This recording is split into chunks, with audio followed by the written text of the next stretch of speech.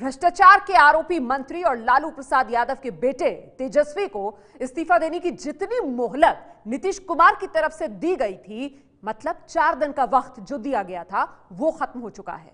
लेकिन तेजस्वी यादव का इस्तीफा नहीं होगा, ये लालू प्रसाद यादव ने ऐलान कर दिया है।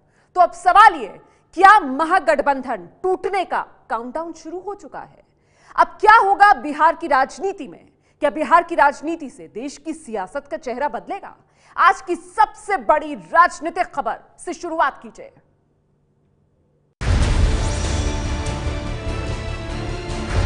क्या लालू से गठबंधन पर नीतीश कुमार अब नमस्ते करने वाले हैं?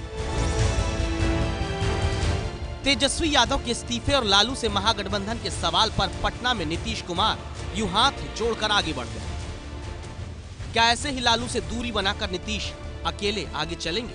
ये सवाल क्यों पैदा हुए, इसके लिए आपको पटना में हुए विश्व युवा कौशल दिवस के मौके पर उस कार्यक्रम का मंच देखना होगा, जहां मंच पर नीतीश कुमार के बगल में एक नेम प्लेट ढकी दिख रही है। ये नेम प्लेट तेजस्वी यादव की है। तेजस्वी यादव को इस कार्यक्रम में आना था, लेकिन तेजस्वी नहीं पहुंचे। तो देखिए क्या हुआ। पहली तस्वीर है जो दिखाती है कैसे नीतीश के बगल तेजस्वी यादव के बैठने का इंतजाम था, लेकिन फिर क्या हुआ ये दूसरी तस्वीर में देखिए। तेजस्वी यादव की नेम प्लेट जो पहले सिर्फ ढकी थी, उसे बाद में हटा लिया गया, क्योंकि तेजस्वी यादव इस कार्यक्रम में नहीं आए। हम क्यों कह रहे हैं कि महागठबंधन के टूटने का काउंटडाउन शुरू हो रहा है?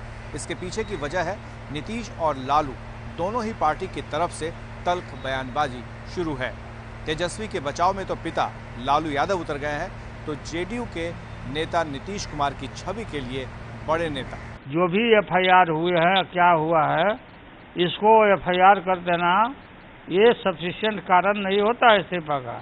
इसलिए विधानमंडल ने जो तय किया हमारा, हम उस पर कायम हैं। हम बंधे हुए हैं अपने पार्टी से। अब विधानमंडल ने जो निर्णय ले लिया है कि तेजस्वी यादव को इस्तीफे का सवाल ही नहीं है। जब आदरणीय नेता नीतीश कुमार जी रेल मंत्री थे तो गैसेंस का दुर्घटना घटा, उसमें भी उन्होंने इस्तीफा देने का काम किया। 2014 में मुख्यमंत्री रहते हुए जब लोकसभा का चुनाव हुआ, बिहार की जनता ने हमें मैंडेट नहीं दिया तो उन्होंने इस्तीफा देने का काम किया। जब मुख्यमंत्री नीतीश कुमार जी थे तो कई एक मंत्री के ऊपर जब चार्जेस हुआ, एफआईआर लॉन्च हुआ, तो मंत्रिमंडल से उन लोग को इस्तीफा देना पड़ा। आदरणीय लालू प्रसाद यादव जी को दीवार में लिखी हुई लिखावट को पढ़ लेना चाहिए। जिनको संपत्ति देखना है, समझना है, 20 बार हम सफाई दे चुके हैं और सब पब्लिक डोमेन में है, जाकर देखो। एफआईआर दर्ज होने के बाद किस तरह से लाल कृष्ण आडवाणी जी और शरद यादव जी ने इस्तीफा दिया था लोकसभा से, ये सर्वविदित है। नीतीश कुमार जी ने न किसी से इस्तीफा मांगा है, न सीमा रेखा तय की है, लेकिन नीतीश कुमार जी के मंत्रिमंडल के 3 लोग एफआईआर दर्ज होने पे इस्तीफा दे चुके हैं, दोहराने की आवश्यकता नहीं। इसलिए जो भी उनके कैबिनेट के लोग हैं जिन पर एफआईआर दर्ज हुई है, जिन पे इन्वेस्टिगेटिंग एजेंसीज ने रिपोर्ट दी हैं, they must come clean on it. Nitish के साथ तेजस्वी का मंच साझा न करना इस बात को बताता है कि खटास की खाई अब बहुत चौड़ी हो चुकी है। यही वजह है कि नीतीश की पार्टी के नेता सीधे लालू यादव को चुनौती दे रहे हैं।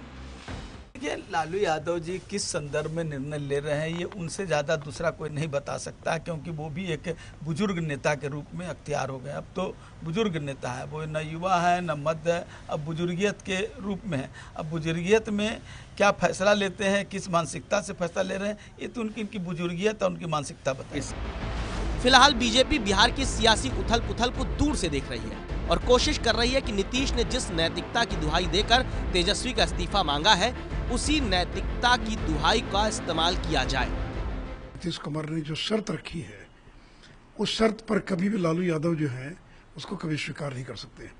और आज कोई पहला कार्यक्रम नहीं जिसमें कि तेजस्वी यादव नहीं आए। इसके पहले भी दर्जनों कार्यक्रम जिसमें तेजस्वी यादव मन में आए तो आए, मन में आए तो नहीं आए। और आज के कार्यक्रम में न आना और मुख्यमंत्री जब इशारा कर दिया इस्तीफा देने का, तो भी अपने पद पर बने रहना, ये मुख्यमंत्री के पद की अवमानना है। जो मुख्यमंत्री होता है उसकी इच्छा पर कोई मंत्री बनता है, और एक बार मुख्यमंत्री ने इशारा कर दिया, संकेत दे दिया इस्तीफे का, उसके बाद भी अगर तेजस्वी यादव अगर पद पर बने हुए हैं, इसका मतलब है कि वो मुख्यमंत्री के आदेश की, निर्देश की वो अवहेलना कर रहे, उसकी अवमानना कर रहे हैं। ये सारा विवाद इसलिए खड़ा हुआ है क्योंकि 7 जुलाई को लालू यादव के 12 ठिकानों पर सीबीआई ने छापेमारी की थी। लालू, राबड़ी, तेजस्वी समेत 8 लोगों पर धोखाधड़ी आपराधिक साजिश का केस दर्ज किया था। मामला रेलवे के टेंडर घोटाले से जुड़ा हुआ है। चूंकि तेजस्वी यादव नीतीश सरकार में मंत्री हैं और उनके खिलाफ भी FIR हुई है, इसीलिए इस्तीफा मांगा जा रहा है। अब निगाहें नीतीश कुमार के रुख पर टिकी हैं। तेजस्वी यादव पर उनका फैसला ही बिहार के राजनीतिक भविष्य को तय करेगा। नीतीश ने दिया था तेजस्वी को 96 घंटे का वक्त। 4 दिन में मुख्यमंत्री फैसला लेके सुना। 4 दिन में फैसला लेंगे। 4 दिन में। इस्तीफे की डेडलाइन खत्म। इस्तीफे की डेडलाइन खत्म होने के बाद भी तेजस्वी कुर्सी पर क्यों है? ये है ABP न्यूज़, आपको रखे आगे।